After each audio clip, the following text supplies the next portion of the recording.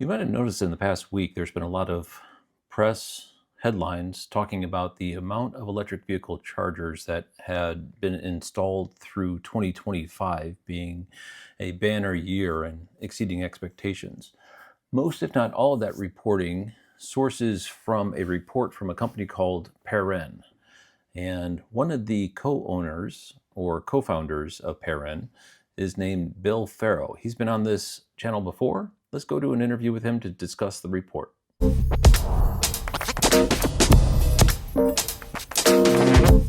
We're back with the frequent flyer, Bill from Paren. Welcome back, Bill. Yeah, more frequent driver lately than flying. So I've done quite a few road trips up and down the East Coast lately. So yeah, no one likes to fly when you have an electric car. It's a lot more fun to it is true. be in control of your destiny and also exploring and uncovering new charging stations, which is your forte. If people are not familiar with Paren, can you give us a brief introduction to your company? Sure. So what we do is we track the North American EV charging infrastructure, and we have this really large data set that we provide to our customers, showing lots of different things from infrastructure to utilization to pricing and amenities and other sub data sets that we have that we work with. One of the things we do for the industry, kind of as a free benefit of the data that we capture, is we put out these quarterly reports. And so we've been busy the last several weeks putting that report together and working towards sharing those findings. Just to be clear, though, we're not a report or consulting company. We have tons of data, and we help our customers cite, monitor, and compare their charging performance with their peers. Understood, sir. And I understand this was the first time you did a full year? First time we did a full year. We started, the idea of the report came up this time last year. And so our first report was a Q1 report of 2025. So this is the first time we actually had the full year in place. And I felt bad for the poor CPUs that had to crunch all these numbers because, my goodness, they're sitting on a mountain of data and had to churn through it. Those things are probably white hot at the end of that. We carefully scour over. We don't believe any of our data until we've actually walked through it and looked at it and really trust it. So that's one of the things our customers kind of have come to know about the data that we provide. It's very reliable, very realistic, and yeah, we go in and find stations that no one else has, or get the details on stations that people just don't have enough details on. Yeah, and the data hygiene definitely comes through. As a technology professional, I don't want to diverge too much from the discussion we were planning to have here. But I'm just kind of curious for throughput. There's some of the numbers that were thrown out there, and I know this wasn't one of the things we're going to talk about. But if I have a charger that's nameplated at 400, how does Paren know that? Let's say it was only tied to a transformer that is a 250 or 500, something like that, and it's actual throughput coming through that thing is less than nameplate. Is there a way that you all are aware of what the actual throughput, I'm assuming, on the session values? The throughput on the session is difficult, right? That's a challenge. The max throughput is, we generally investigate many of the new charging stations that come up, as much as we can do virtually and sometimes physically, and just to understand generally what that CPO is doing, how it's working, and what we should expect. Understood. Okay, so this report has caught a lot of people off guard. The reason being is not negative, it's because it's going against what is the common narrative that's floating out there, that we're in the dog days of EV adoption, and this thing is quietly getting put to bed. But it seems as though someone keeps pouring gas on the fire, and nothing like hard data to dispel a myth. As I understand, both your organization and mine also, I mean, I don't do any type of professional tracking like the degree that you all do with data scientists and the accumulation of data that you have. But I was thinking somewhere around, the best year ever, but even still somewhere around, 17,000, something like that. But it looks like we blew doors on what expectations were going to be, thanks to a very potent fourth quarter. Was it your expectation that we far exceeded what was expected to happen once the final tally was done? That was not my expectation, actually. Yeah. There was a time there in late November where I actually was wondering whether our prediction was going to come true. So we had put out in early 2025 with that first report, we put out a prediction that we thought there was going to be 16,700 new ports deployed, right? So these are, not new connectors, and there's a whole difference between ports and connectors, but new charging ports that a vehicle can charge at. And when we saw that number come in 1,300 higher than that, so at roughly 18,000, we started to dig deeper. Right, we wanted to make sure that what we were doing was real. Is this real? Yeah. And so what we saw, as most people enjoy the holidays over the last 2 weeks of the year, there was so much energizing going on. Right now, I'm actually surprised the lights didn't dim. There were so many new stations installed in December that it's interesting when you look at internally. Of course, we have the numbers broken down a bunch of different ways, but when you look at the month-to-month breakdown, it is a clear upward trend. October was bigger, was the biggest month of the year. Then November was bigger than October, and December was bigger than November. So all of that was a bit unexpected, just the volume. And of course, when we talk to some of the CPOs, they're pushing hard. And when we look at, who kind of outperformed, as we looked at our numbers, the beat was way bigger than we expected. So Tesla, of course, dominates these numbers, right? These kinds of statistics. So when they outperform, the whole number outperforms, and outperform they did. I mean, they did 13% higher than what we expected. They had their biggest year ever. And then we dug deeper, took Tesla away, and looked at the other networks, and we saw Mercedes-Benz and Ionna. Those would be the two kind of well-known ones that most people know about, are in the business now of deploying charging stations. And they had, banner Q4s, banner Decembers. And then there's my favorite, which is Ready, which is quietly been deploying stations across the country. And a lot of them, I know you look at the AFDC database a like lot. A mad dog every week. Yeah. And so they've gone from just being a regional Michigan-based company to now being a national company. They've done a ton of Ford dealerships. They have a relationship with grocery chain Aldi that started to play out this year. So they were like the third biggest beat on our expectations. So we had a target number for them, and they beat that number substantially. They even have some NEVI stations in Michigan. So those are the biggest outperformers in the group. Yeah, and I think some of the things that were going on with Tesla, and you can correct me if I'm wrong, but I was seeing anecdotally multiple very large form factor stations get turned up. Obviously, Lost Hills was a marquee one, and then there was a large 60 stall one in South Carolina off Interstate 95. Another one further up 95 in North Carolina at the Kenley truck stop as well got lit underneath the canopy. That was multiple stalls, probably larger than is common for them. So all those, I think, were right in Q4, and I think Lost Hill showed up in Q4. Was that not the case? Lost Hill showed up. It started in the summer as 60 or 80 port. Oh, that's right. It was partially. It started there. So when we look at numbers, we actually count expansion as well. So we had that as a 60 port Q3 or summer time Q3 stall, and then when it more than doubled, what is it, 180 now? 184, I think. 184, yeah. So, yeah, yes, sir. And so that would have counted as incremental on top of that in our Q4 numbers. Yeah, So, just pouring onto 95 and I-5. Both those two corridors are definitely in their sights for sure. And but anyway, I was really surprised. So we hit. Correct me if I'm wrong, and I just want to make sure I frame this correctly. 2025 is in the books as the year of the most electric vehicle fast charging stalls installed in the United States ever. Fair statement? that's a fair statement. That's based on our tracking numbers go back to 2022, but of course we've got the AFDC data that we can rely on for some of that older data, and it's becoming almost hockey stick like. To go back to 2015, et cetera. Okay, so one of the other things I did download and read the report, very interesting. I encourage everyone to do so. We will link it down below in the description. Much appreciated for you coming on to discuss it. Terrifically helpful to the community in order to have access to such a well-authored report.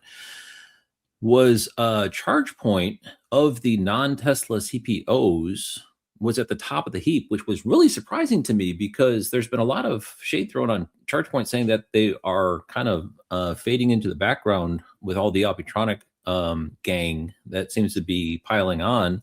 But with their numbers, at least from what I understand, they were the highest non-Tesla CPO for stall count install in 2025. And they're very methodical, very steady. There's not a week that they don't show up and add numbers. But did that surprise you as well? It didn't necessarily surprise me. And just a little bit of more background on that, right? So when I look at it, I see two charge points, right? We know that their primary business model is to sell hardware. And some CPOs nationally, like Love's Travel Stops, for example, is deploying ChargePoint hardware. They're actually the only folks that are currently deploying the ChargePoint Omniport, which is effectively the reverse of the Magic Dock. Really nice convenience. I love that. And so when we count ChargePoint, we don't count the Love's Travel Stops because Love's is the CPO there. So when you look at ChargePoint as a standalone, that number it becomes even more impressive. We do on our website, we have this leaderboard that we publish every month, and ChargePoint is always top 5 as far as new station deployments for the month. And so they have this well-oiled sales machine that they're really good at selling stations, getting stations in the ground. They're not always the 400 kilowatt. They're the split 120 kilowatt units that go on the bottom floor of the parking garage to allow the parking garage to offer charging. So kudos to them to filling in all those gaps. Yeah, the soft underbelly. They seem to have really found success. Yep, absolutely. And it continues. We don't see that slowing down. And it seems as though there's a couple of pools of users that are emerging. We got like rideshare. We got people who can't charge at home needing to DC fast charge. We have people on road trips.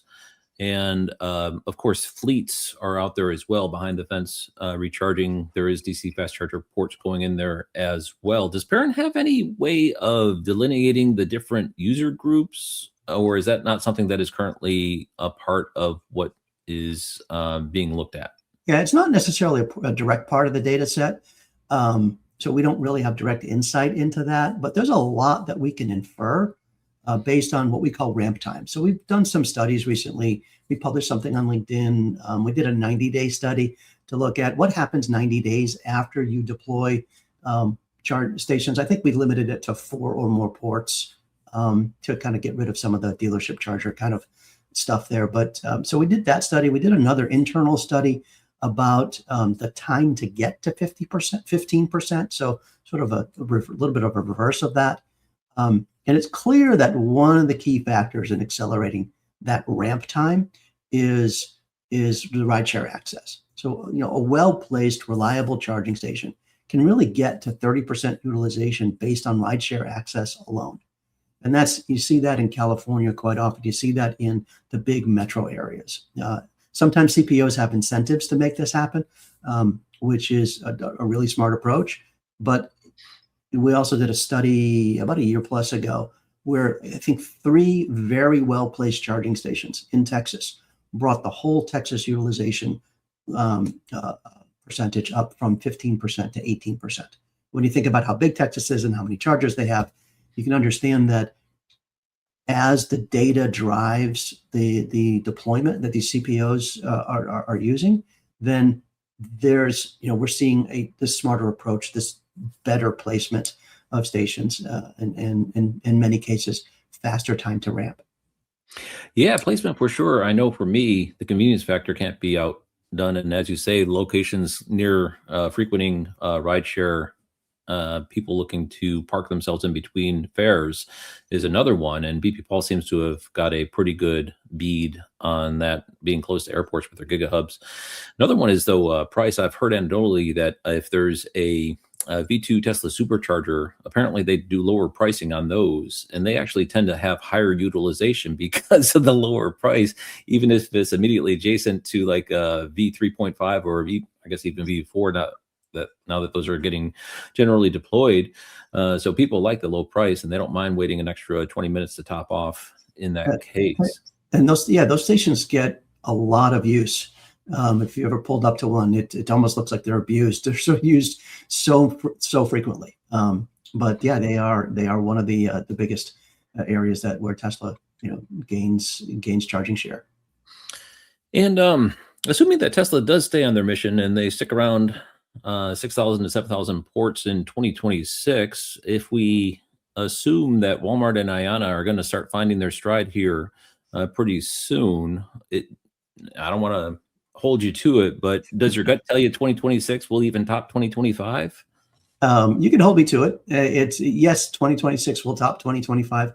We make predictions. When we made this 16,700 prediction, we don't mind saying if we are right or wrong. It's based on our knowledge, and every year we get to learn more and more. So I think we've predicted roughly an 8 or 9% increase in 2026, and it's not as big as certainly the 30% that we saw. I think as the number of ports gets bigger and bigger, it just gets harder and harder to move that needle. But we also think that Tesla is going to have a relatively flat year over year. Now, they had such a banner year this year. I don't think that they can do 10, 13% higher than what they did this year by themselves. Yeah, I'm thinking that right around where they were this year is a fair assessment of what we could expect or last year, what we could expect this year. Except there's another factor, right? And that's this Tesla supercharger for business. And I don't know how much you've looked at that. We don't include that. We actually break that out as a separate number. And similar to the way that, ChargePoint doesn't get credit for Love stations, they're just a hardware provider. Tesla shouldn't get credit for the Suncoast charging stations that are being put in Florida using the Tesla hardware, right? So there will be a lot of these smaller CPOs out there deploying Tesla hardware. So we've broken them out separately. But I think that, to me, there are two key areas that could blow away our 2026 prediction. One is the growth of those Tesla supercharger for business. There are, I think, 4 or 5 stations installed since the first one went live in November. We know there's a lot of people. A widespread of customers too, indicating adoption is starting to catch on. Yeah, it's interesting. And there's one. I don't mean to offend anybody, but there's one, I think, in Utah that some guy put at his restaurant, and I kind of call that a vanity charger, right? So it's now that you can get a tractor trailer truck to pull in, drop off 4 ports, and call it show up as a pin on the map on the Tesla network. Why wouldn't you do that if you can afford to do it, and if you see a business model there? But plus the massive draw you get of traffic, because once you get a Tesla charger, you get all the Tesla cars showing up just because they're in the navigation. Exactly. So there's an opportunity there. If Tesla can continue to find the right regional people to deploy these supercharger for businesses stalls, then that can really add to the Tesla number in 2026. So I call that kind of the unknown factor of 2026. We've made a projection on that internally on the roll-up number that we have, but it could go either way on that. The other thing, and you mentioned Walmart, right? The other thing is the unknown factor is Walmart. They've got about 80 stations right now that are coming soon, according to them, right? We just don't know how soon. We don't know how quickly they're going to ramp up. We also don't know if there's 80 more behind that. So there's an opportunity and a potential for Walmart to blow away our prediction for 2026 and greatly increase the number of Walmart stores that have 8 to 10 ports, or 10 port generally is what they're installing. Yeah, and technology, which is my industry I operate in, I've actually seen Walmart do deployments, and they are ruthless with their deployment cycle. Once they get funded, it is a frightening amount of speed that they introduce to the completion of their project timeline. So I would assume that it's a similar type of culture, corporate culture, that's going to be brought to this. And I think it'll likely be in excess of people's expectations, my personal opinion. But if I can shift, there's also talk about in the report about the ratio of ports per station, which I just brought up a slide here. And I mentioned the South Carolina 60 Sol Tesla supercharger station that went underneath canopies, and the one at Kenley's truck stop, and obviously Lost Hills. We're hearing about the beacon rechargeries and BP Pulse GigaHubs. The big one that happened in Q4 was at O'Hare Airport, and there's additional ones that we know about are already under construction as well. And it seems to be a pattern that's increasing. It's almost like a one-upsmanship that's going on. Is there any thought about, is there like a ceiling to how many stalls you can cram into one station before you get diminishing returns? Definitely there is this upper limit or ceiling, but I think like most answers, it depends, right? Tesla's got that 184 in Lost Hills. They've got what, 80 at their diner in Yeah, and that in thing's Hollywood. exactly most utilized station in the Tesla supercharger network right now. Right. So a lot of this comes down to two things, right? It comes down to, does the data tell me that this will work, right? And that's one of the key things that we see, again, more and more of these CPOs becoming data driven. And so that's part of it. And then the second part is looking at what, we've called these newer CPOs the charging 2.0 group, right? That are building these larger infrastructure pieces. They're not building chargers for today's drivers or even tomorrow's drivers, right? They're not looking out 1 to 3 years. They're looking out 5 to 10 years. What's their 2035 plan? And they have this sort of build for the future mindset, which is great for today's drivers because it gives us this potentially plethora of ports that we have to choose from, where we didn't have that 2 or 3 years ago.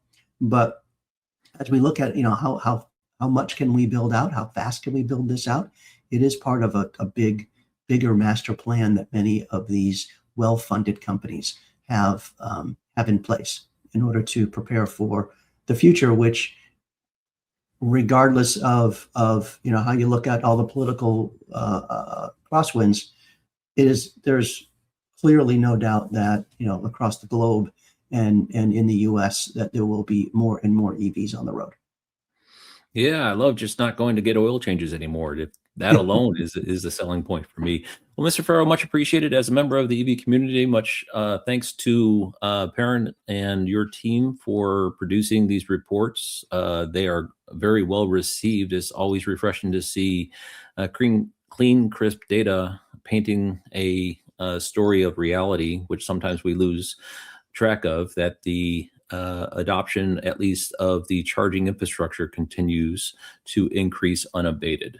Mr. Ferro, much appreciated for coming on to Out of Spec Bets. Thanks, Walter. Always appreciate it. Good to talk to you. In case you thought 2025 was the end-all be-all of electric vehicle charging installation numbers, wait, there's more. 2026. And on the heels of 2025, 2026 is already starting out to be a great year.